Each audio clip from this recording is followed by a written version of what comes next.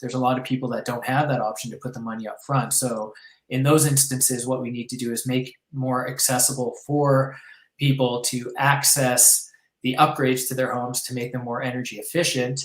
And those loans can be provided by the city and paid back through property taxes, where the people that are getting the loans are they're seeing the energy efficiency, so they're seeing the cost savings in their utility bills, and then it's not actually coming out of their pocket to pay back the loans, or it's very minimal.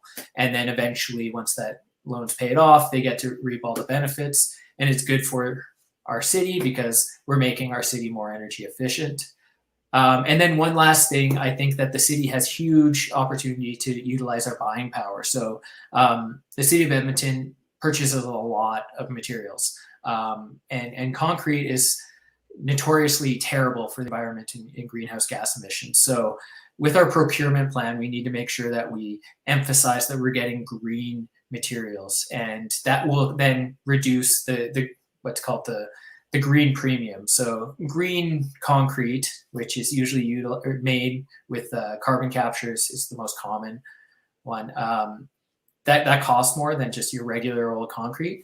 And so if we can make it more appealing for businesses to make that concrete because we're going to buy from them, that gives us another option to, reduce our impact on the planet in a way that is utilizing the buying power of our city. Byron, all this great stuff is now on your website. Your website has, let's see how many sentences, 1, 2, 3, 4, 5, 6, 7, 8, 9 sentences, and you've just not included any of all this good stuff you've just mentioned. Yeah, so with my website, I did try and make it kind of, I didn't want to make huge promises. These are ideas that I had, and I find that in campaigning, there's one of the big issues that I have, and it's maybe because I'm a terrible politician. It might be that. I see that too many people overpromise during campaign period. And these are ideas that I have, and these are things that I'd like to fight for and push for, but I don't want to say that they're going to happen. So these are things that I would bring to the table and work towards, but promising something like, we're going to make transit free. You don't know if you can deliver on that, do you? Exactly. And I don't want to over deliver. And, I am probably a bad politician because people will probably look at that and be like, he doesn't have any meat to this. But those that have kind of watched me and follow me on social media or have seen interviews like this, they know that I do have ideas. I just don't want to promise the world and then end up failing to deliver. Anyone listening, Byron, may think you don't want to be held captive. You don't want to be bound by anything you're promising. So you promise little or nothing, and then you fight. So when you deliver maybe the minimum, you go, well, at least I got it delivered. Well, and it's not that. What I did try and put on my website is these are my goals. So you've articulated it much better than what was in your website. I was just scratching my head. I couldn't get anything out of that. Well, every decision that I want to make, I try to put my goals on. Here are the goals that are going to guide my decision. So I'm not necessarily making a promise, but what I'm saying is I'm always going to say, for example, with transit, all of my decisions and votes are going to be based on the idea that we're keeping transit affordable and we're reducing the number of cars on the road.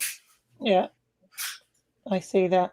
Let's talk about poverty. I think that's also another big thing that caught my attention on your website. And I know you must know something about poverty because your mom was a single parent and you grew up in a single parent home. So I just want you to explain how you tackle the big issues people face in Papasdale.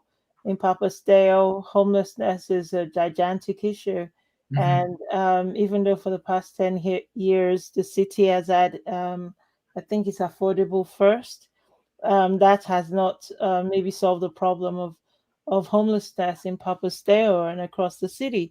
So I'd like for you to take your time, think about the answer, and talk us through how you're going to solve the big social issues of homelessness and poverty in Papasdale. Yeah, I mean, that is so it's a pretty difficult thing to solve. And I think about in Don Iveson's time as mayor and councillor, that's been his priority. And where we are right now, there's been a little bit of movement, but we haven't been able to solve the issue completely. And that just shows how complex the issue really is. So the things that I think we need to do, and then we can do as a city. So a lot of the plans come down to, we got to get the province to buy in and provide money. And that's true, we do. But if we're also left with a province that's not willing to provide the supports, then we need to find different solutions. So when we're talking about addressing homelessness, there's the chronically unhoused, which is a very difficult problem to fix. And then we have the on the brink of homelessness. Those individuals, I think that solution is maybe a little bit easier, but basically it all comes down to housing first should be our plan. So let's start, I guess, with the individuals that are kind of on the brink of homelessness. And Savita is a public housing organization within Edmonton, and they build a lot of public housing. And I think that's our organizations like that are our best opportunity to ensure that we don't add to the population of unhoused. And the best way to do that as a city is to limit the amount of property taxes that they have to pay, because then they can make it easier to build. We have to approve zoning, and there's a zoning renewal bylaw coming in. We're looking at that and developing that, and that needs to include affordable housing throughout the city and make it easier to approve these affordable housing. So we should utilize the current organizations that are already working on that, and take advantage of their expertise and do what we can. So I think it's not going to cost the city a huge amount to create more affordable housing when we're utilizing those organizations. I mean, there's costs missed when you're reducing property taxes on those places, but it's not the same as the city taking over and building on their own. When it comes to the hard to house or the chronically unhoused, that gets a bit more tricky, because a lot of the times then we have to deal with substance abuse issues, mental health issues, and so there's kind of different levels of how tricky that can be. So I still believe that housing first is the priority there, but we also need to make it so we're not criminalizing the act of being homeless, which there's some laws and bylaws right now that are actually actively doing that. So removing loitering bylaws, which, these people end up getting arrested and then they get fined or a record. And it ends up costing the city money, because we have to, put them, we have to give them the fines and track them down.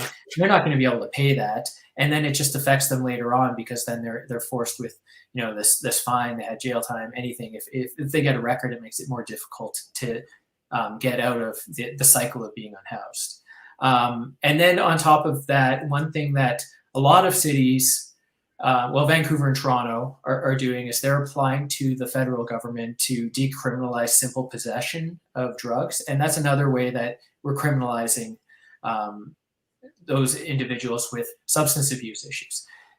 So we need to make sure that, and I think Edmonton's on board, a lot of the councillors or candidates that are running are on board with this idea of decriminalizing personal possession, because what that's doing is it's just adding stigma to the fact that they're using these substances, and it's not getting to the core of the problem. I mean, if someone gets arrested for having an illegal substance on them, that's not going to solve the issue there. It's really just going to make it continue that cycle. So I think that's an issue there. But on top of that, we also do need the housing for that housing first approach. And the city needs to work with developers to ensure that we have a variety of housing options and more housing options for these individuals.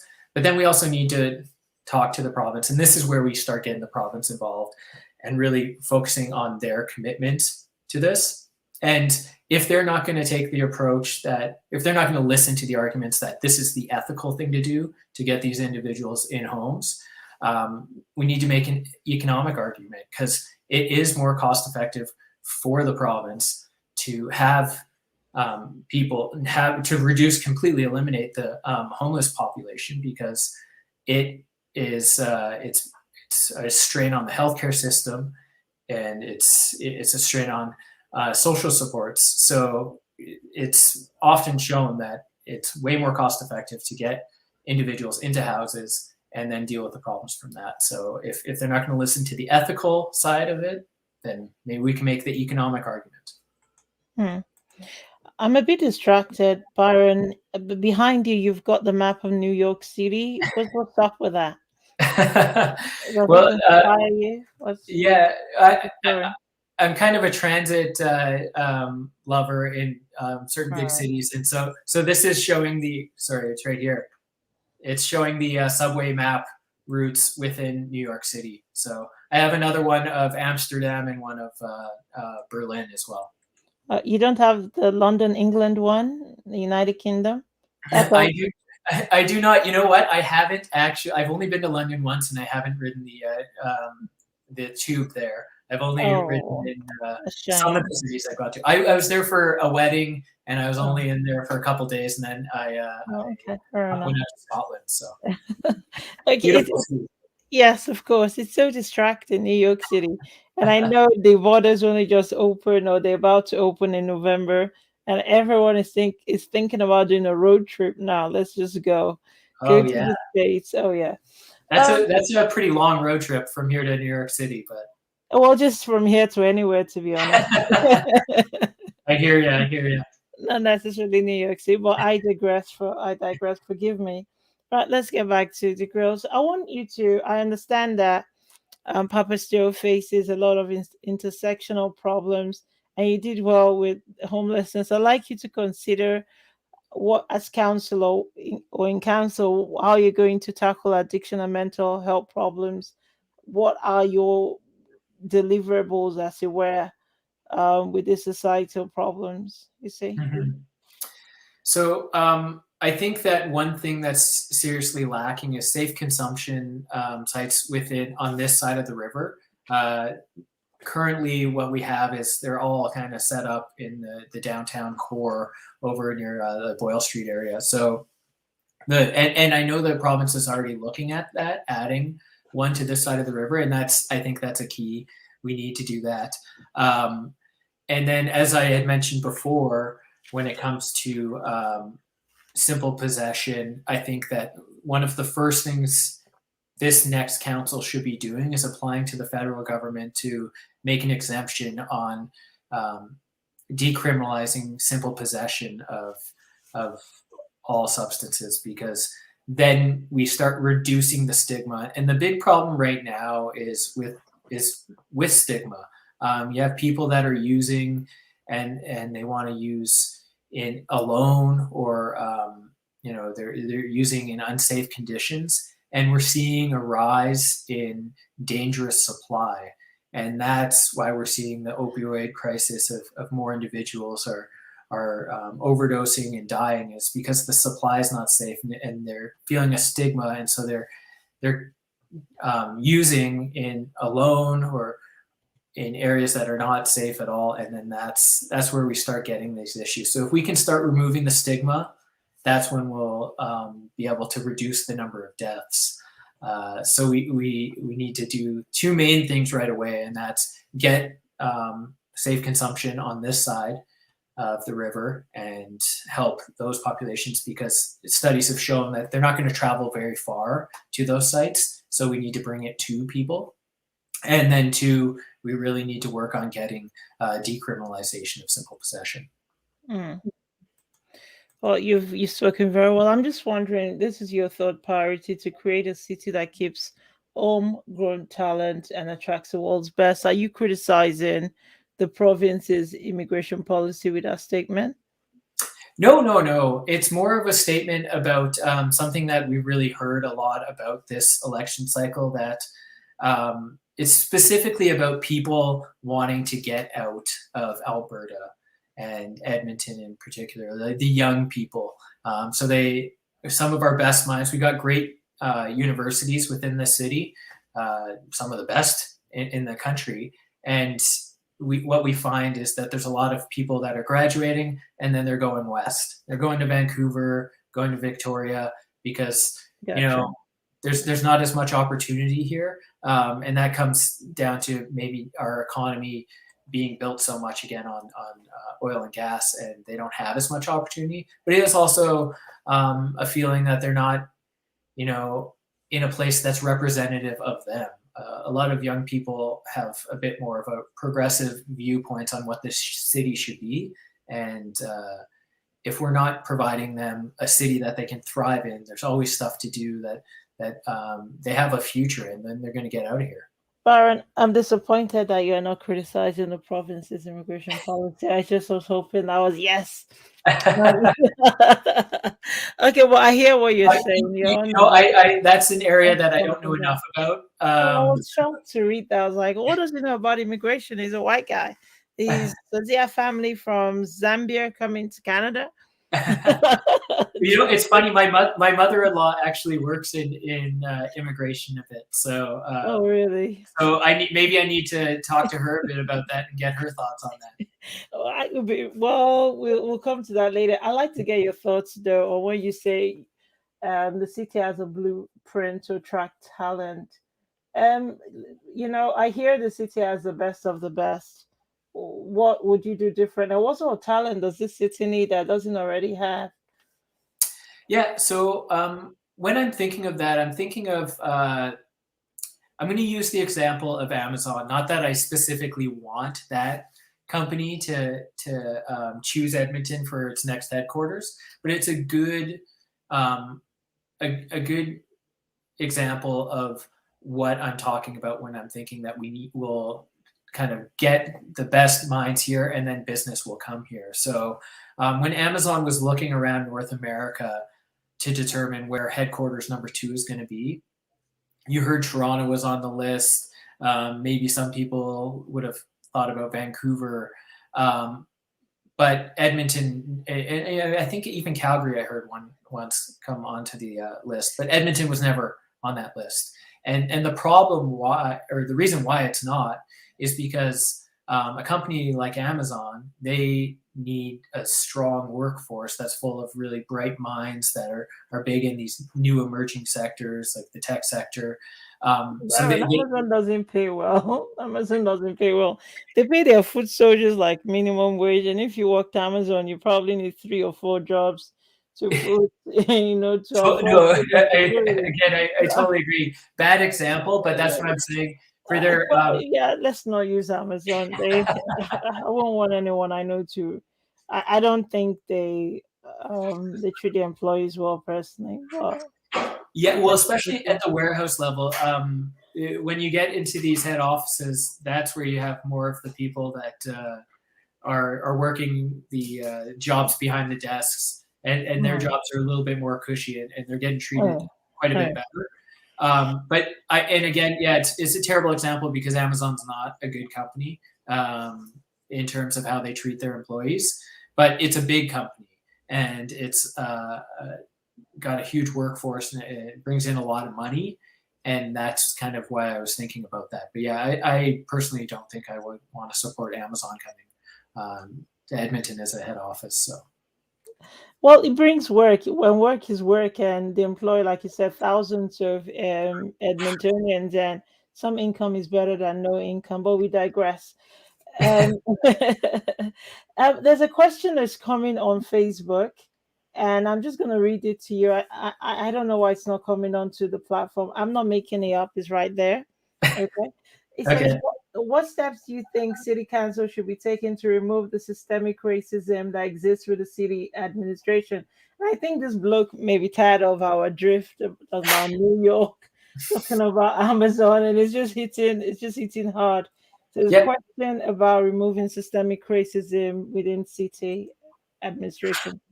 Yeah, and that's an important question, because I think systemic racism is an issue, and it's not just within city administration, but of course, when you think about the city and how much control it has over anything outside of its scope, it doesn't. So we should focus on what the city can do, and so that's not just administration; it's council as well. It's the police force, any first responders.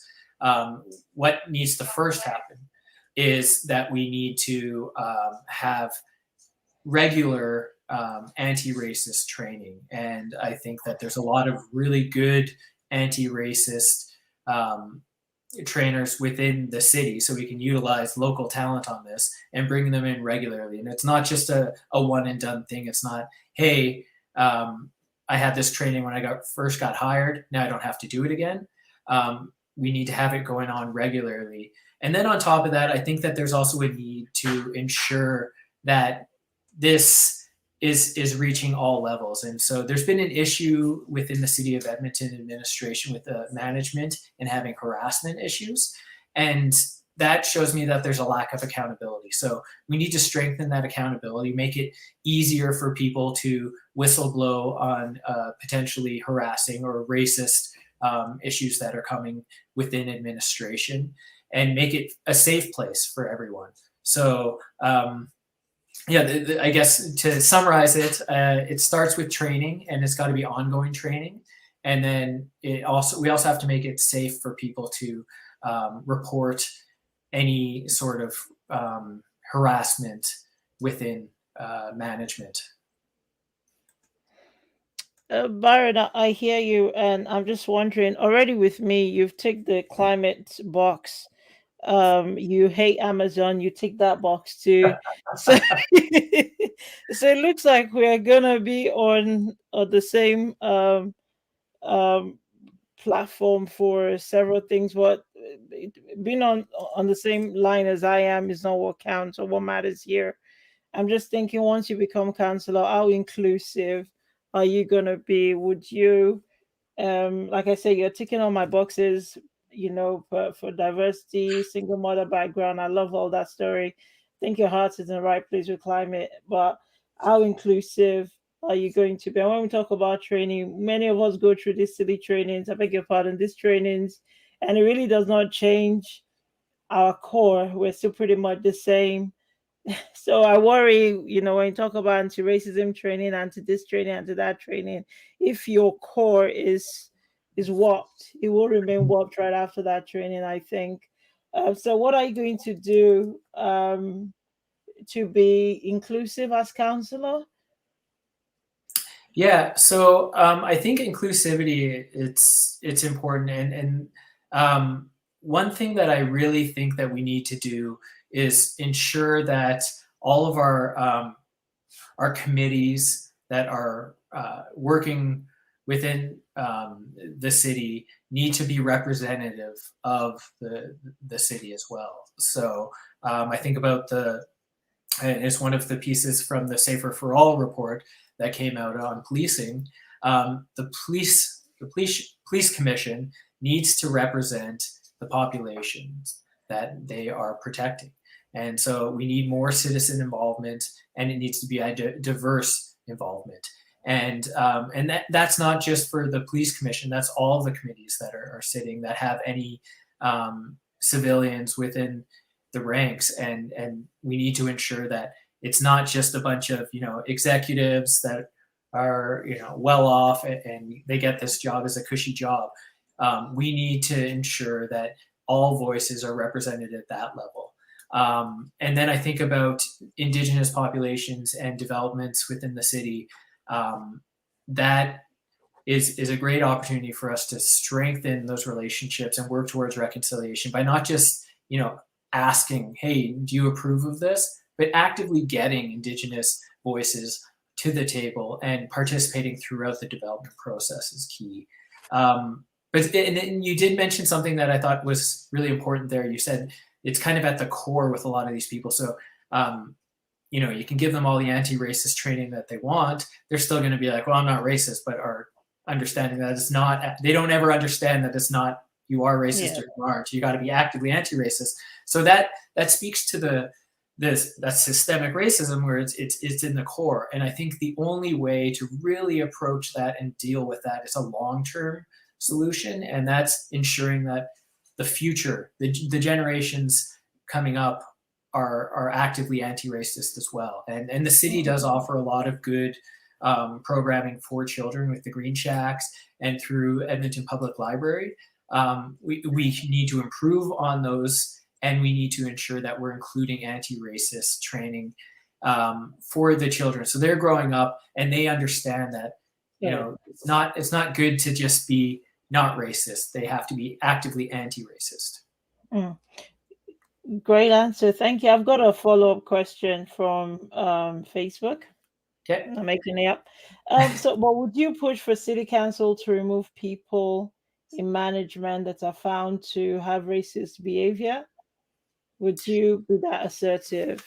So, and that's a tricky question, because the reality is the council has one big employee, and that's the city manager.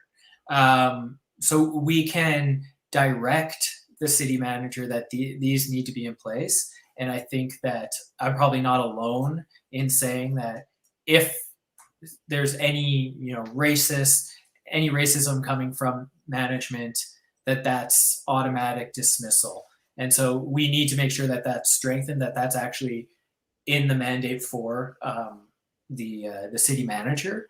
But we, as a council, you're not able to just go and fire someone.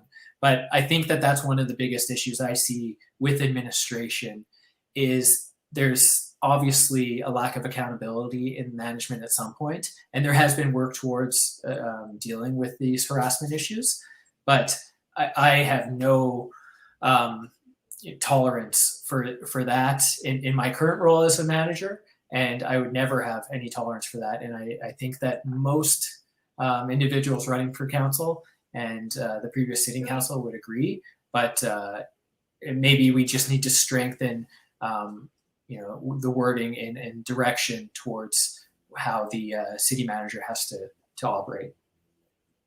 I hear what you're saying, and could you also speak to the kind of work environment culture you want to see in the city and even across Edmonton, where people maybe are not using a racist card to get out of working hard, but when there's a genuine racist, because it's subjective, isn't it? I think how would such complaints be validated is my question. How do we validate people who have genuine concerns that racist action or activities coming at them? Yeah, well, to speak to the type of culture that I'd like to foster within the city and in administration is a collaborative approach. So that's how I kind of manage my team. I don't manage from the top down.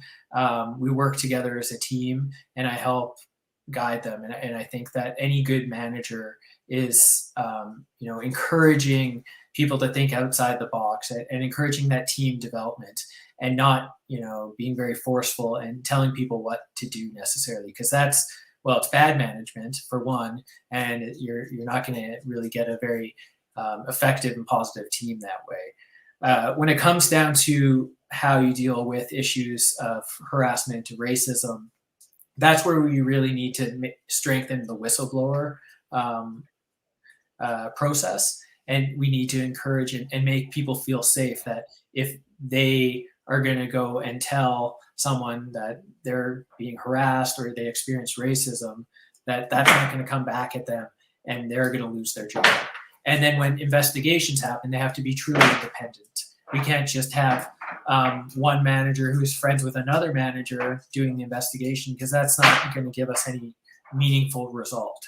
So there needs to be a good process in place to ensure that all of these complaints are investigated appropriately, independently, and effectively. You've spoken very well. How do you feel we're doing on the grill tonight? Do you feel you're being grilled, or it's just conversational and it's nice and very sweet? Some of the questions were a little bit tough, and you gave me a hard time on my website. Now I'm thinking after this, I'm going to have to go and add to it because I like the feedback, but I feel like I failed you a little bit on that. Oh, Tyson will be very proud of me, I dare say. He's normally the griller. I'm the nice one. Okay, let's um you didn't cover the police funding or police budget in your website. I've got a question here about police funding. Would you advocate to reduce the budget or increase the budget? Where are you there? Yeah, so that's a hot topic for this election as well. So I Mm. did actually write a blog piece on my website. It's maybe a little bit harder to find, but it was about the Safer for All report and my thoughts on that. So I am fully supportive of that report and the findings and implementing all of their suggestions. When it comes to funding, so the thing with policing for me is I think too much of the focus is on the budget and less about the outcomes of what needs to happen. So to answer bluntly, with the current budget that's being provided to the police, I would keep it the same for at least the next year because I look at there's a lower ticket revenue coming in. So they're already going to have a difficult budget. And I think without a proper plan and strategy in place, it's going to do more harm than good to just pull money out. With that said, I think moving forward, there are a few things that we really need to address. We need to address them immediately. And the first thing that I really think we need to address immediately is we need to start gathering race-based data. And that race-based data can really provide us tools to build a better incentive for how budgets are approved when it comes to police. So right now, the current budget is built around population growth, and there's just automatically approved budgets, and it's the single largest line item on the budget. I don't know if that's possibly ever going to change because policing is an important part. But Byron, what yeah, I'm missing, I'm getting lost with this is you're keeping their budget. I get. Would they need to do anything differently? Would you yeah, want to see any structural changes or more of the same? yeah, no. So definitely, we need to fix it because I think about it. If any Edmontonians don't feel safe calling the police, then the police can't really be effective. And that's why I think that the first thing we need to do is start gathering the race-based data because we can shift away from providing budget increases and building their budget based on population growth and move it towards a different incentive. So maybe we can find, I'm not exactly sure how that budget will be built because that's kind of outside the scope of what I would be doing. But we need to include race-based data in there to incentivize the changes that we need. So what we really need to do is shift away from people feeling unsafe, and some of that is, providing more funding to mental health workers that would be answering some calls and offloading tasks from the police force. And if we can offload some of the work, so police aren't showing up to calls that they don't need to show up to, that's how we can start, better addressing issues and making sure that people start feeling safe. And the police chief has mentioned that he is interested in that work. So I think that that's something that we need to really work with the current police chief and find ways that we can do that. But a lot of it is offloading tasks that aren't police related from the current police force. Okay, so I've been asked to rephrase my question. I've got someone really taking you and me up for, well, just making sure we're doing what is called good journalism tonight. What is your definition of expression to fund the police? I'm being told that's a question I'm meant to be asked, and I get that this is not what a counselor should be doing, but I'm just curious at this stage. Yeah, no, I mean, it wouldn't be called the grill if we didn't have tough questions like this, right? Fair enough. So, I look at defund the police and I see it as a good idea with kind of not the best marketing because people just hear defund the police and they think that, oh, we want to take all our money away from police force and what are we going to do then? We're just going to let criminals run rampant. But that's not it. It is more about offloading tasks that aren't necessarily police related, and providing more mental health supports to those individuals that need it. So if you're getting a call in distress, the police aren't the first people to show up necessarily. You're going to have someone that shows up that's a professional that understands mental health issues a little bit clearer and is an expert in that field, and they can give the individual the help they need instead of having a police officer with a weapon showing up, and possibly that then escalates to a situation that never had to get to. So when I think about defund the police, that's what I'm thinking of is more offloading tasks and diverting budgets. Maybe not even necessarily coming from the police, but you could find it other ways. But basically funding the proper supports to deal with these issues. I'm afraid we're going to have to leave it there. I've got one more question from Facebook. Let's talk about the influence. Can you hear me okay? Yep. Okay, it says, let's talk about the influence of real estate money on decisions made by city council. Mm-hmm. We have seen the CANS group and others exert influence in council, which has led to the loss of CFR, the Molson, Indy, and K days. What are your thoughts on the impact of real estate corporations in city council? What is CFR? Loss of CFR. That's the Canadian Finals Rodeo. Okay, so the question is, what are your thoughts on the impact of real estate corporations and city council? Well, I think that pretty bluntly, council works for the citizens of Edmonton, doesn't work for real estate developers.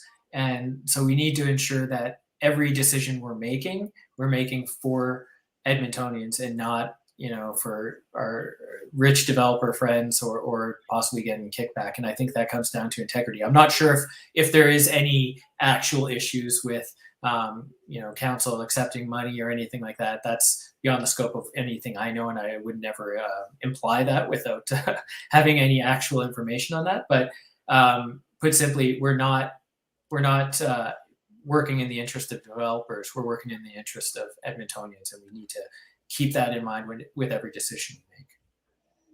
Okay. So what we got was, to be honest, I just know in the city, some people have billionaire friends, people who write them every checks, and I just want to meet those people. Or millionaire friends. But yeah, I'm looking for those people. Maybe they're the real estate moguls that this question is asking about. I don't know. Okay. But thanks for answering that. We run out of time. I've got one question. So the final point on your website talks about providing financial certainty. Is this about you giving people money to give them financial certainty? Because he's not quite sure how you intend to provide financial certainty to Edmontonians as we navigate. What more in terms of grants and relief do you want to give us when you become councillor? Yeah.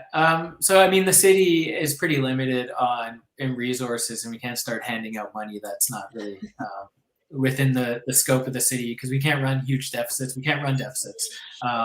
So that's not what I'm talking about there. What I'm talking about there is more providing stability and insurance with property taxes. So I think for one thing that I am advocating for would be for at least 2 years, there's no tax increases. So a freeze on property taxes, because coming out of COVID, people need that certainty to understand and plan better for what's coming in the future.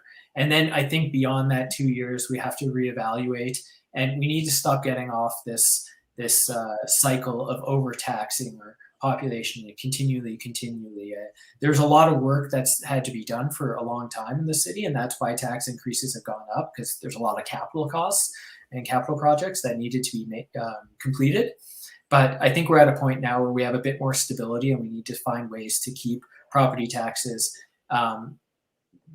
property tax increases minimal, and that stability is for those next 2 years until we get a clear picture of COVID and the damage that it's done on the finances of the individuals. Okay, so beyond freezing property taxes and general freezing of taxes, what would you do for businesses?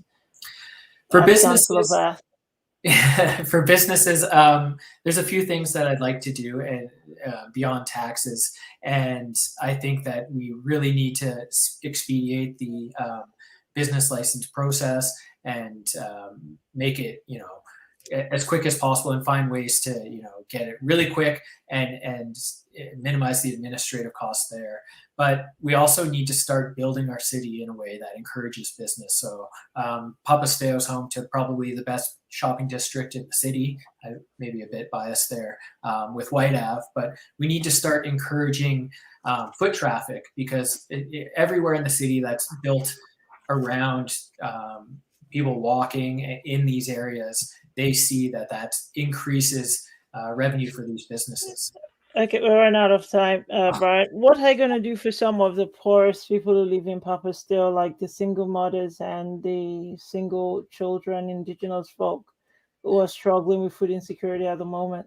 Yeah, so for them, I think the biggest thing that we can do is through development and increasing the affordable housing within the city. So the city only has a handful of tools that they can really utilize, and zoning and providing grants and stuff like that are those tools. And I think that if we can increase affordable housing and get that cost off of those individuals, that gives them more money to spend to provide for their family. All right, Byron. Some people talk about, sorry, I'm running out of time. We just need to get through all these questions. Some people are talking about canceling the cost of doing zero fares across Edmonton for the next couple of years, just to even this inequality, to even poverty. I think you are keeping fares at the same cost. That surely won't help the poorest of the poor. Oh, for transit fares. Yeah, transit fares. Yeah. Some people are scrapping it, but you're keeping it. Why? Is that good? Well, for me, what I think that we can utilize is with the new ARC payment systems, we can minimize the costs for low income passes and actually eliminate them. That's what I would like to reach for. I'm not going to promise that, because I don't know all of the calculations on how much it would cost, but we need to make it as easy to access and reduce any barriers to apply for these. And so if we eliminate all the administrative costs and utilize the new ARC payment system that is just the cards, and so we don't have to issue these every month and it can be all kind of electronic, then I think we could probably eliminate the low income costs for individuals. And those are the ones that need transit. And that also gives a boost to the economy, because of the people that are going to be using it, and they can get to more jobs and stuff like that. So I'm only environment, but we've run out of time. Sorry, I don't want to keep fares the same for everyone.